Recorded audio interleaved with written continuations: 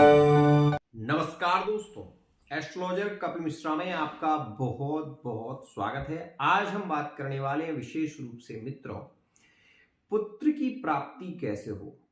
कन्या की प्राप्ति के बाद पुत्र की प्राप्ति के लिए क्या उपाय किया जा सकता है। 100% गारंटी से जो प्रयोग बता रहा हूं, यदि आप ये करते हैं तो आप ये देखेंगे कि पुत्र की प्राप्ति सहज में होगी।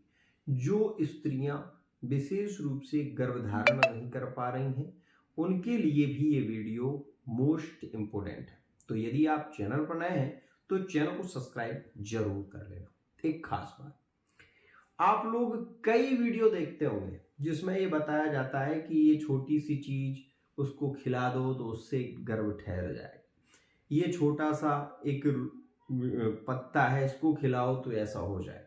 मैं आपको वो बता रहा हूं जिसको यदि आप करते हैं तो आप ये देखेंगे कि गारंटी के साथ में आप पुत्र प्राप्ति की स्थिति को देखेंगे।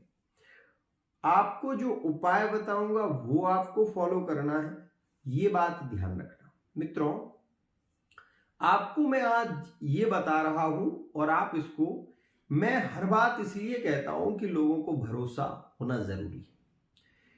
कुंडली में केवल 3 ग्रह ऐसे हैं जो पुत्र की प्राप्ति कराते हैं। मंगल, गुरु, विशेष रूप से मंगल, गुरु और सूर्य, ये 3 ग्रह ऐसे हैं जो पुत्र प्राप्ति के योग बनाते हैं।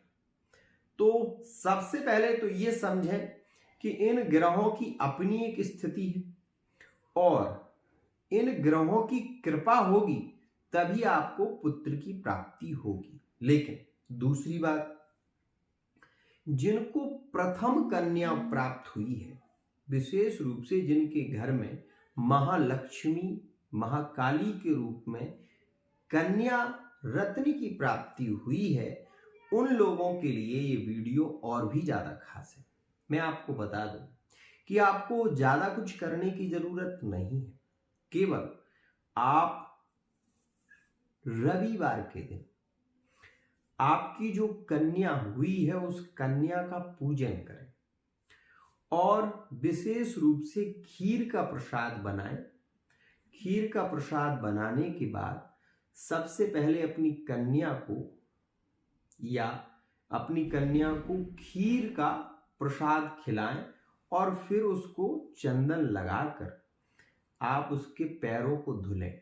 धुलने के बाद उसके जो पैरों का चरणामृत है, ठीक है ना, उसको आपको पहले पी लेना है। उसके बाद आपको उसका जो जूठा खीर है उसको आप पान कर लें। यह भी एक अद्भुत कृपा है क्योंकि साक्षात देवी स्वरूप कन्या को हमारे सनातन धर्म में माना गया है। इस उपाय के माध्यम से भी पुत्र रत्न की प्राप्ति होती है, लेकिन ये उपाय रविवार के दिन यदि पूर्णिमा हो तो बहुत जल्दी सिद्ध हो जाता है। दूसरी बात, आपने कई बार ये सुना होगा और मैं आपको बता दूं, एक पुष्प होता है जिसको हम गुड़हल कहते हैं और गुड़हल के फूल को यदि महादेव जी को चढ़ाने के बाद हाथ जोड़कर प्रार्थना की जाए और वो गुड़हल का फूल लाल कपड़े में बांधकर, यदि कमर में बांधकर, विशेष रूप से यह मासिक धर्म के बाद कपड़े में गुड़हल के फूल को कमर में बांधकर यदि सहवास किया जाए तो पुत्र की प्राप्ति के योग शीघ्र बनते हैं। एक और खास बात, आपने आंकड़े के पुष्प को देखा होगा। आंकड़े का पुष्प भगवान शिव को अति प्रिय है।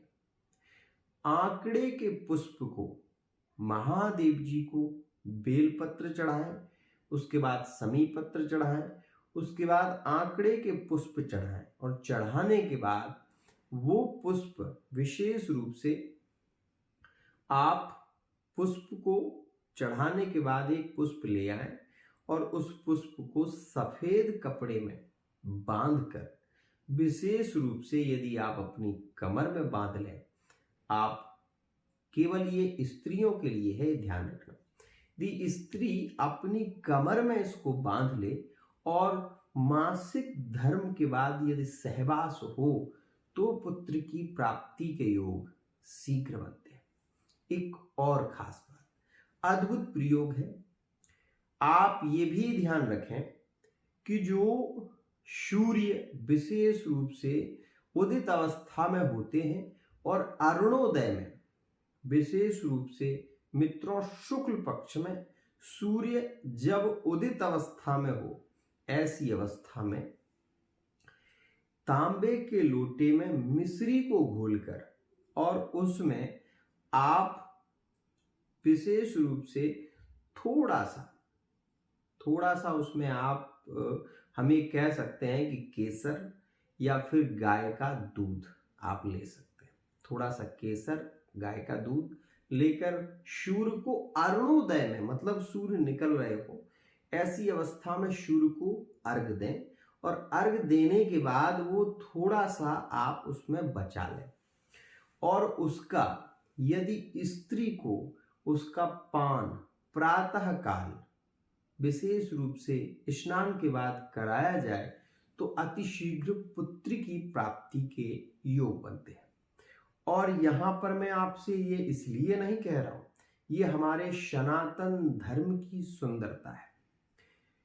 अभी मैं एक वीडियो देख रहा था, लेकिन मैं आपसे ये जरूर कहूंगा कि लोगों को ऐसे विश्वास नहीं होगा यदि मान लीजिए मैं आपको कहूं कि आप पलाश का जो पुष्प होता है, पलाश के पुष्प को टेसू का पुष्प कहते हैं और वो लाल होता है, यदि उसको विशेष रूप से उसका लाल लाल सा पानी में उसको गलाकर रख दो तो उससे रंग निकलता है जो पीला और लाल होता है। उसको निकालकर यदि गुड़ के साथ में छानकर उसको पिया जाए तो भी अतिशीघ्र पुत्र प्राप्ति के योग बनते हैं।